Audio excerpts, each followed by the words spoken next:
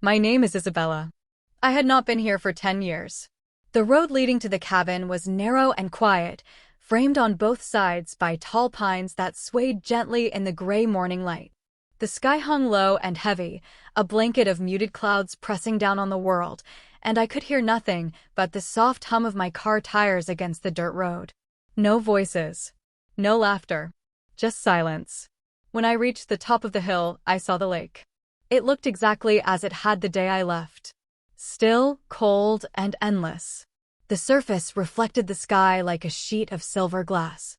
My chest tightened at the sight, and I was not sure whether it was pain, fear, or something in between. The cabin stood near the water, small and red, its paint faded but intact. It looked almost frozen in time, as if waiting for me. My steps slowed as I got closer, every detail tugging at memories I had locked away for years. There, on the front steps, sat the flower pot we had bought together one summer. It was empty now, cracked on one side, but I could still see us laughing as we carried it from the little town market. Back then, it had been filled with daisies. Today, it held nothing but soil and silence. My hands trembled as I searched my pocket for the key. Claire, Matthew's cousin, had sent it to me along with a message that said, "I found your name on a box in the cabin. If you want them, they're yours." I had told her yes, though I had not known whether I was truly ready. The key slid into the lock with a small metallic click. My fingers shook harder. I drew in one breath, then another, and opened the door. The smell hit me first, wood and dust, the sharp edge of time lingering in the air. The room was quiet, almost too quiet.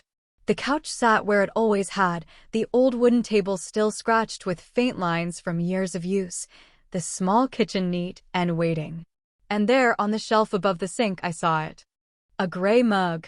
I walked toward it slowly, my throat tight. That had been Matthew's favorite mug. He used to hold it with both hands in the mornings, steam rising as he told me stories about dreams he could never quite finish. I reached up and touched it gently, as if it were fragile, though it had lasted all these years untouched. I set my bag down and sat on the couch. My eyes drifted to the table, and that was when I saw it, an old, brown journal. The leather cover was worn, the corners bent, but what made my breath catch was the single word etched faintly across the front. My name, Isabella. I picked it up with careful hands. It felt heavy, heavier than it should have. I opened the first page, and my own handwriting stared back at me. July 4th, Matthew made breakfast. Toast and eggs. He forgot the salt.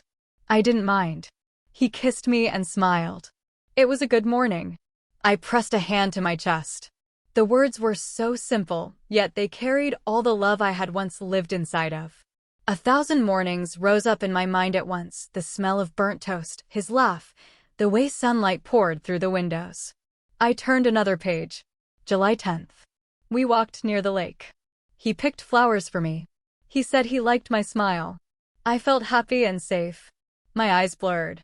These days had been ours, private and whole. Reading them again felt like opening a door I had kept locked for too long. I closed the journal quickly, unable to go further. We had come here every summer, Matthew and I. For 2 or 3 weeks at a time, this little red cabin had been our world.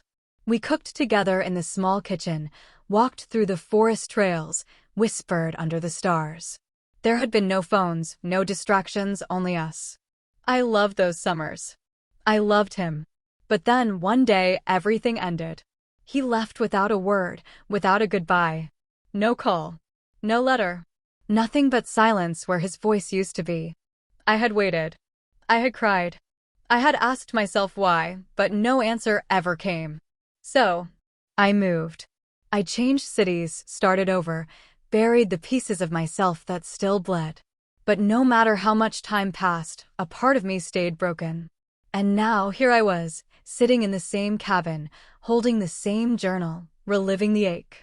A sudden sound pulled me out of my thoughts. Gravel crunched outside, then the deep hum of an engine fading. My breath stopped. Slowly, I rose and walked to the window. A car had parked near the trees. A man stepped out. My heart slammed against my ribs. It was him, Matthew. His hair was shorter now, touched with gray at the edges. His shoulders carried a weight I had never seen before. His face had changed, older, sharper, but I would have known him anywhere. He walked toward the cabin, a paper bag in his hand. My pulse roared in my ears.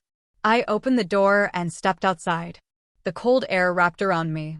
"Hi," I said, my voice barely steady. He looked at me. His eyes, calm but distant, met mine. For a moment, he only stared, as though trying to place me in his mind. "Hi," he replied. His tone was polite, almost cautious. I waited, my breath caught. But he said nothing more. "Do you remember me?" I asked. His brow furrowed. He looked at the cabin, then back at me. "I'm sorry," he said slowly. "Should I know you?" The ground seemed to tilt beneath me. My hands went cold. "It's me," I whispered. "Isabella. We stayed here together years ago." His expression didn't change. "I used to come here with my family," he said carefully. "But I don't think we met." Pain surged through me. "We came here every summer," I said, my voice shaking. "Just you and me. We were in love." He stepped back slightly, his face unreadable. "I don't remember that," he said. "Maybe you have the wrong person." My heart broke inside, my chest tattooed frozen on the porch, his words echoing inside me like a cruel wind. "Maybe you have the wrong person." But I knew I didn't. I could never mistake Matthew. Not his voice, not the way he moved, not the lines of his face, even if they were etched deeper now. "I found my old journal here," I said, my voice breaking. "I wrote about us. About everything we shared." He glanced down, his lips pressing together. For a moment, something flickered in his eyes, something that looked like recognition or guilt. But it was gone as quickly as it came. "I'm sorry," he said again, softer this time. "I don't remember. I have to go now." He brushed past me, stepped into the cabin as though it were his alone, and placed the paper bag on the counter. My hands trembled. My heart felt raw, like an open wound. How could he forget me? How could he forget us?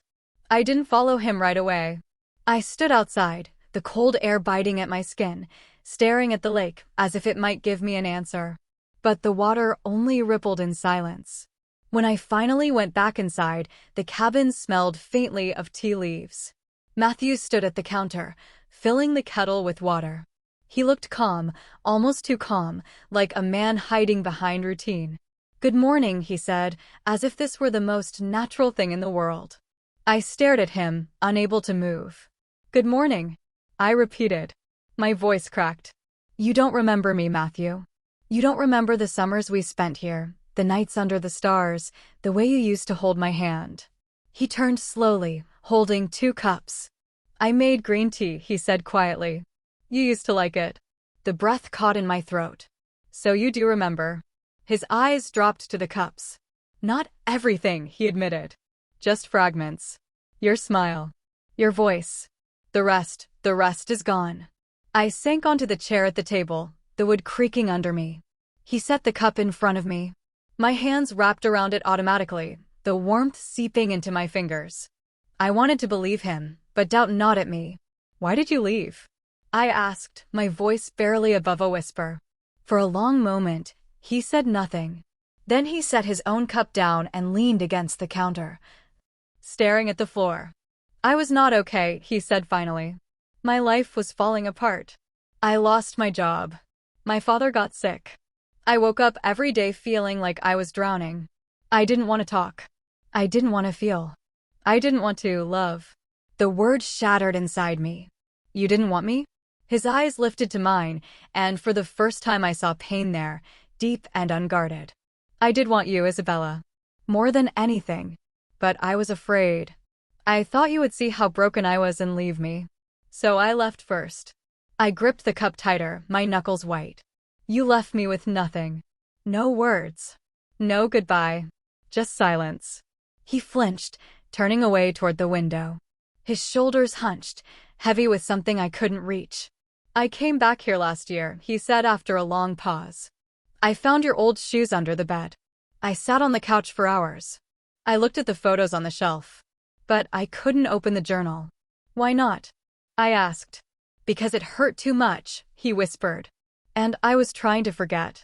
The words sank into me like stones. I rose suddenly, unable to bear the closeness of him, and walked outside. The porch steps creaked under me as I sat down, pulling the journal into my lap. The sun was climbing higher now, casting a pale glow across the lake. The water was blue, clean, calm. But I felt none of its peace. I opened the journal again. July 16th. Matthew sat by the lake. He looked sad. I asked him what was wrong. He said he didn't know, but I saw it in his eyes.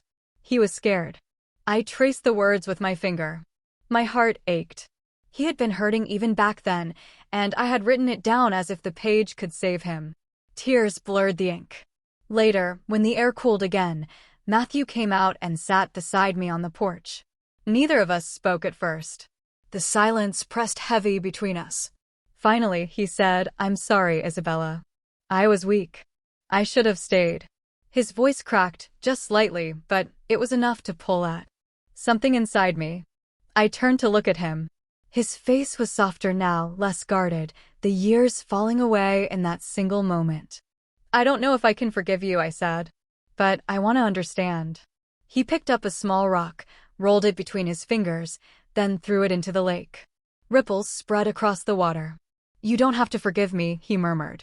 "I just wanted to see you again. I wanted to know if you were okay." I looked down at the journal in my lap. My throat ached as I whispered I wasn't okay. "Not for a long time. But I'm trying now." He nodded slowly, his gaze fixed on the horizon. For the first time, I believed him. The first night back in the cabin was harder than I expected. The silence was heavy, pressing against my chest like a weight I could not push away. I had almost forgotten how complete the quiet was here. No hum of city traffic, no distant voices, not even the faint buzz of electricity. Only the steady tick of the old clock on the wall and the occasional groan of the wooden beams as the cabin settled into the cool night. I lay on the narrow bed, staring at the ceiling. The moonlight slid in through the curtains, painting thin silver lines across the rough wood. I thought of how many nights I had lain here as a girl, listening to the same sounds, wishing for the morning to come. Back then, the darkness had been my enemy. Now, it felt like an old companion who had never really left. The memories came one after another, without invitation. My mother's voice, low but sharp, telling me to be quiet. My father's heavy footsteps pacing the floor. The slam of the door when he left for the bar in town. The muffled arguments that rose and fell like waves, always ending with silence, the kind that scared me more than the yelling. I pressed my hands to my ears, as though that could stop the sounds from returning. But they were inside me now, carved into my memory. At some point, I must have drifted into sleep, though it was restless. I dreamed of the lake. I was standing on the dock, the water dark and endless, the surface rippling even though no wind blew. A shadow moved beneath the water, circling closer and closer, but I could not see what it was. Then a voice called my name, soft at first, then louder. "Isabella." It sounded like my brother's voice, though I hadn't thought of him in years. I reached for the water, but before I touched it, I woke. The cabin was still, the clock ticking steadily. My breath was shallow, my heart racing. I sat up, pressing a hand to my chest, reminding myself that it had only been a dream. Still, the sense of dread lingered, as though the shadow in the water had followed me into the waking world. I got out of bed and lit the old lantern, the flame flickering weakly. The light chased back the shadows, but only a little. I wrapped a blanket around my shoulders and sat by the window, staring out at the lake. The water looked calm now, smooth as glass under the pale moonlight. Yet I could not shake the feeling that it was watching me, waiting. As the hours passed, I thought of my brother again. His name was Samuel. He had been only a year older than me, my closest companion during those long, difficult summers. We had shared secrets, whispered plans of running away, dreams of living somewhere far from the cabin and the fights that filled it. But life had not given us that escape. One summer, he had simply stopped coming. He left with my father one day, and when my father returned alone, he said Samuel had found his own path. My mother never spoke of him again. For years, I wondered where he had gone, what had happened. I wrote letters, though I had no address to send them to. I imagined him living in the city, free, building a life away from the heaviness that had kept me bound. But a part of me feared something darker, that he had disappeared into the same shadows that haunted our family. I leaned my forehead against the cold glass and closed my eyes. Coming back here had awakened everything I had tried to bury, the silence, the secrets, the questions without answers. I had thought I was strong enough to face them now, but already the past was seeping into me, stirring the same fear I had carried as a child. Still, I knew I couldn't turn back. I had come for a reason, though I wasn't sure I could name it yet. Maybe it was for closure. Maybe it was to reclaim something that had been taken from me. Or maybe it was to finally speak the truth that had been silenced for so long. The night stretched on, and slowly, the darkness softened into gray. The first light of morning touched the lake, turning the surface to silver. I felt exhaustion pull at me, but I stayed at the window, watching the day begin. When the sun finally broke over the horizon, a strange peace settled over me. The shadows of the night were gone, at least for now. And though the memories still ached, I whispered a promise to myself. I would not run this time. I would stay. I would listen to the echoes, even if they broke my heart. The last night at the cabin came quietly. The air was still. The lake looked like a mirror, silver and calm under the moonlight. I sat on the porch, a blanket over my shoulders, my hands curled around a cup of tea that had already gone cold. The days I had spent here had shaken me. I had cried more than I thought possible. I had touched memories I had buried deep, afraid to look at them again. But I had also laughed a little. I had remembered the warmth, not just the pain. For so many years, I had believed that this place was a wound that would never close. But now, sitting here with the soft sounds of crickets and the wind moving gently through the trees, I began to understand that maybe it wasn't a wound at all. Maybe it was a scar. And scars don't disappear, but they do remind us that we survived. Inside, the cabin was cleaner now. The boxes were gone. The broken frames had been repaired or carefully packed away. The rooms no longer felt haunted. They felt lived in, remembered, honored. As I walked through one last time, I touched the kitchen table where we had eaten together, the old lamp in the corner that flickered during storms, the bedroom door where my brother once carved his initials with a pocket knife. Every corner whispered, but the whispers no longer crushed me. They were softer now, almost kind. Morning came slowly. The sky turned pink over the lake. I made myself one last breakfast in the cabin, the same way my mother used to: eggs, toast, and tea. I ate in silence, but I felt her there, not as a ghost, but as a memory wrapped in love. When I stepped outside with my bags, I turned to look at the cabin again. 10 years ago, I left this place with a broken heart. Now, I was leaving with a heart that still carried pain, but also something more: acceptance. I whispered a goodbye, not to the cabin itself, but to the girl I had been when I left it the first time. The gravel crunched under my shoes as I walked back to my car. I paused by the lake, the same lake that had reflected my grief the first day I arrived. I bent down, picked up a smooth stone, and threw it across the water. It skipped 3 times before sinking. As the ripples spread wide and faded into calm, I felt something inside me settle too. The road back home stretched long and quiet. But for the first time in years, the silence did not feel heavy. It felt peaceful. I was not the same Isabella who had arrived trembling at the cabin's door. I was someone stronger, someone who had finally dared to face her past, and in doing so, had opened herself to a gentler future. The cabin would always be there. So would the memories. But they no longer owned me. And as I drove away, I knew this was not the end of my story, just the end of one chapter. The rest, I would write day by day, carrying both grief and hope, learning to live with them side by side.